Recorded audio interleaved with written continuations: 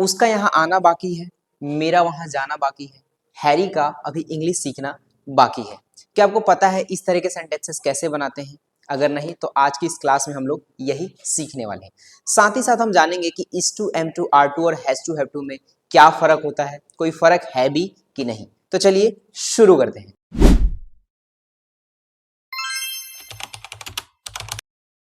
इस तरह के सेंटेंसेस बनाने के लिए इंग्लिश में हमारे पास है येट टू। येट टू का मतलब होता है जी अब तक नहीं, until नाउ, until नाउ। तो येट टू को जरा समझते हैं, इसका यूज हमें कब करना है। जब भी कोई काम अब तक नहीं हुआ है और उसे किया जाना अभी बाकी है, तो वो सब सेंटेंसेस किससे बनेंगे? येट टू से बनेंगे। इस तरह के सेंटेंसेस बनाने के कई सारे तरीके होते हैं, उन तरीकों को धीरे धीरे समझते हैं हम लोग। देखिए यहाँ पे ऑलरेडी मैंने रूल लिख रखा है, फर्स्ट और सेकंड। ये जो सेंटेंसेस है रूल नंबर फर्स्ट से भी बना सकते हैं और सेकंड से भी बना सकते हैं। रूल नंबर फर्स्ट देखिएगा, सब्जेक्ट है, हैजव है और नीचे हेड है। हैजव हमें प्रेजेंट में यूज करना है और हेड हमें पास्ट में यूज करना है। साथ ही साथ उसके बाद येट टू है और V1 प्लस ऑब्जेक्ट है। इस रूल को देखकर आप कंफ्यूज मत होइएगा, आपको कहीं लगेगा ये प्रेजेंट परफेक्ट और पास्ट परफेक्ट का रूल। ये परफेक्ट का रूल नहीं है, क्योंकि आप लोग अच्छे से जानते हैं कि परफेक्ट के रूल में हम लोग V3 का यूज करते हैं और यहाँ पे V3 नहीं है, तो ये परफेक्ट का रूल तो नहीं है। ठीक है, नीचे देखिए जी, सब्जेक्ट इजेमार है, वाजवर है, येट टू और V1 है। तो जब चाहे तो हम रूल नंबर फर्स्ट से भी बना सकते हैं और चाहे तो सेकंड से बना सकते हैं, दोनों का मीनिंग सेम ही है। यहाँ पे एक मैंने सेंटेंस लिखा है, उसका यहाँ आना अभी बाकी है। जैसे मान लेते कि हम लोग एक ऑफलाइन क्लास में हम लोग स्टेज प्रेजेंटेशन राउंड कराते हैं और बारी बारी से सारे स्टूडेंट्स को बुलाते हैं। सभी स्टूडेंट को मैंने बुला लिया, लेकिन एक स्टूडेंट छूट गया, लेकिन मुझे नहीं पता है, तो मैं उस राउंड को ओवर कर रहा हूं। तभी किसी बच्चे ने मुझसे कहा, सर उसका अभी यहाँ आना बाकी है, वो अभी नहीं आया सर। तो वो अब तक नहीं आया ना, आने का काम उसका बाकी है ना। तो ये जो सेंटेंस उसने बोला कि सर उसका यहाँ आना अभी बाकी है, तो ये किससे बनेगा? येट टू से बनेगा। अब साथ ही साथ एक बात ध्यान रखना, जरूरी नहीं है कि सारे हिंदी सेंटेंस में ये बाकी है आपको वर्ड दिखे। जरूरी नहीं है कि अभी बाकी है सभी जितने भी सेंटेंस उसमें दिखे। आपको सिचुएशन समझना है, कोई भी काम को अभी किया जाना बाकी है तो वो येट टू से बनेगा। इस सेंटेंस को ऐसे भी तो बोल सकते, अरे सर वो तो अब तक नहीं आया, राइट। तो इस तरीके से सेंटेंस बोल सकते हैं ना। तो जरूरी नहीं है कि हमेशा अभी बाकी है, अभी बाकी है आएगा तो आपको समझना येट टू है। कई बार ये आएगा भी नहीं, तो आपको सिचुएशन समझना पड़ेगा।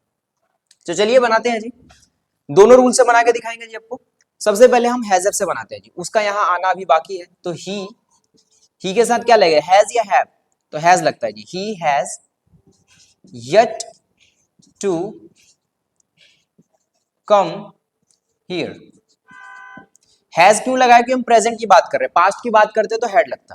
और सेम सेंटेंस को हम चाहे तो इजेमार से भी बना सकते हैं। कैसे?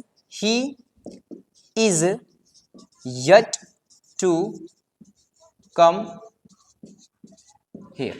तो अब इस सिचुएशन में ध्यान रखना आप लोगों को क्या, कि ऊपर हैज लगा है, नीचे इज लगा है, लेकिन दोनों का जो मीनिंग है, दोनों का मीनिंग सेम है। अब चाहे आप हैजव से बनाओ और चाहे आप इजेमार से बनाओ। ठीक है, नेक्स्ट सेंटेंस है, रोहन का इंग्लिश सीखना अभी बाकी है। तो कैसे बनेगा जी? Rohan has yet to learn English. और इजेमार से भी बन सकता है, Rohan is yet to learn English. Harry का बोलना अभी बाकी है, या हैरी को अभी बोलना है। अब देखिए इसमें क्या आया? बाकी है आया, तो जब लगे कि हाँ कुछ बाकी है आ जाए, तो अभी हमें येट टू का यूज करना। मान लेते ये सेंटेंस ऐसे आ जाए कि हैरी को अभी बोलना है जी, उसने अब तक बोला कहाँ है? हैरी को अभी बोलना है। तो मैंने हिंदी क्या बोला? हैरी को अभी बोलना है। तो आपको लगेगा ये अभी है तो नाउ से बनेगा। हैरी को भी बोलना है, लेकिन अभी आपने क्या देखा कि हैरी ने अब तक बोला नहीं ना। तो जरूरी है कि बाकी है जो ये शब्द आएगा तभी आपको येट टू से बनाना है। कई बार आपको क्या होता है, सेंटेंस एकदम वर्ड टू वर्ड ट्रांसलेशन पे नहीं चलता है, आपको सेंटेंस का क्या मीनिंग, क्या सेंस निकल रहा है, उसको पकड़ के आपको ट्रांसलेट करना होता है। ठीक है, तो कैसे बनेगा ये? Harry is yet to speak. ठीक है, Harry is yet to speak. अब इस अभी वर्ड के लिए कुछ नहीं लिखना है यहाँ पे, कहीं होता है अभी के लिए नाम लिखना, क्योंकि क्या है जी, येट टू का ही मतलब होता है अब तक। अभी तक, तो इसके लिए कोई आपको वर्ड लिखने की जरूरत नहीं है, चाहे तो उसको हैज से भी बना सकते हैं, राइट। आपका क्वेश्चन पूछना अभी बाकी है, you are yet to ask a question. मुझे वह टॉपिक पढ़ाना अभी बाकी है, मेरा वह टॉपिक पढ़ाना अभी बाकी है। I am yet to teach that topic. उसका यहां आना अभी बाकी था, he was yet to come here. आप लोगों का नहाना अभी बाकी था, you were yet to take a bath. तो जब ये सेंटेंसेस होते हैं तब चाहे इजेमार से ट्रांसलेट कीजिए चाहे हैजर से बना दीजिए। तो फर्स्ट और सेकंड दो रूल्स मैंने बताया ऐसे सेंटेंस को ट्रांसलेट करने का। एक और तीसरा रूल होता है जी, इसका भी मीनिंग लगभग सेम आता है। कैसे? यहाँ पे देखिए मैंने क्या लिखा है, उसका यहाँ आना अभी बाकी है, मतलब वो अब तक नहीं आया। इस बात को हम चाहे तो ऐसे भी तो रख सकते हैं, वह अब तक यहाँ नहीं आया है। तो ऐसे सेंटेंस को ट्रांसलेट करने के लिए हमें क्या करना है जी, प्रेजेंट परफेक्ट का यूज करना है जी। तो ये रहा जी subject, has, have, not, V3 object और लास्ट में यट का यूज करना है।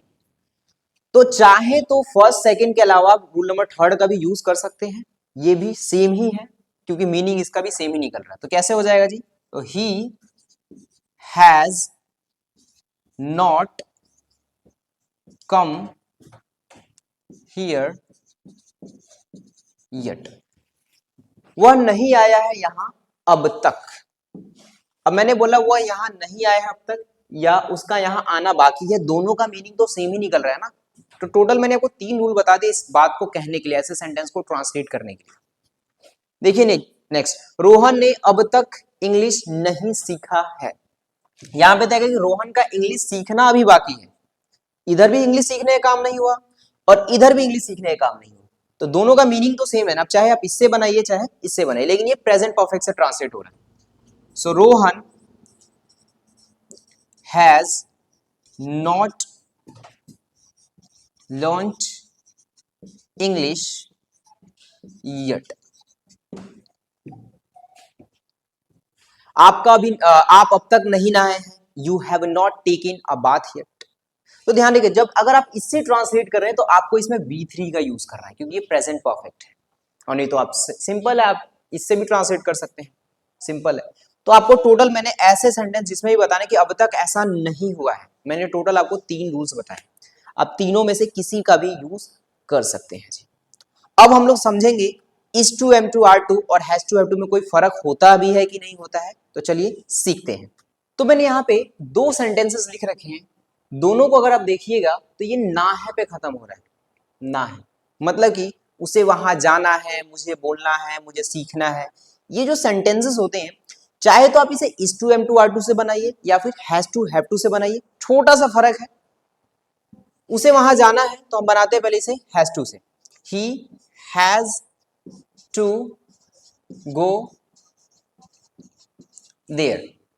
और अगर मैं इसको बना देता हूं is to से, he is to go there, तो देखिए दोनों का जो मीनिंग निकलेगा सेम ही है। छोटा सा फर्क क्या है इस वाले सेंटेंस में कि ये जो मैंने बोला इस वाले सेंटेंस में, तो ये क्या बना कि पहले से ही प्लान है जी, पहले से इसका क्या है, प्लान है कि हाँ उसे वो जाना है वहां पे। अगर मीनिंग दोनों का सेम है, छोटा सा बस अंतर क्या होगा कि इसमें से पहले से ही प्लानिंग है कि उसको वहां पे जाना ही है, लेकिन इसमें वैसा नहीं है।